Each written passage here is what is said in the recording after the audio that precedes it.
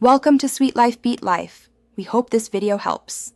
In this video, I will explain how to make an ice cream machine at home. First, gather your ingredients and equipment. You will need a large bowl, a smaller bowl that fits inside, ice, rock salt, and your prepared ice cream base. This method relies on the principle of freezing point depression, where salt lowers the melting point of ice, creating an extremely cold environment to rapidly chill your mixture. To begin, fill your larger bowl about 2/3 full with ice. Then, sprinkle approximately 1 cup of rock salt over the ice. This salt is crucial for achieving the very low temperatures needed.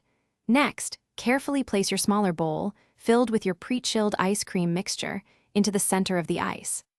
Add more ice and another 1/2 cup of salt around the smaller bowl, making sure it is well surrounded. Now comes the churning. Stir your ice cream mixture continuously for about 15 to 20 minutes.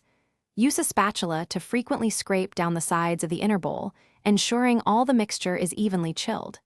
This constant movement is vital to break up ice crystals as they form, resulting in a smooth, creamy texture.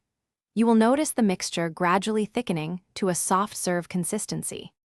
Once your ice cream reaches a soft serve consistency, transfer it from the smaller bowl into an airtight container.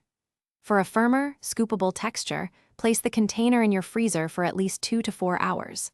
Before serving, let it sit at room temperature for about 5 to 10 minutes to soften slightly. Then, scoop and enjoy your delicious, homemade ice cream, crafted without a dedicated machine. Thanks for watching. Consider subscribing if we helped you.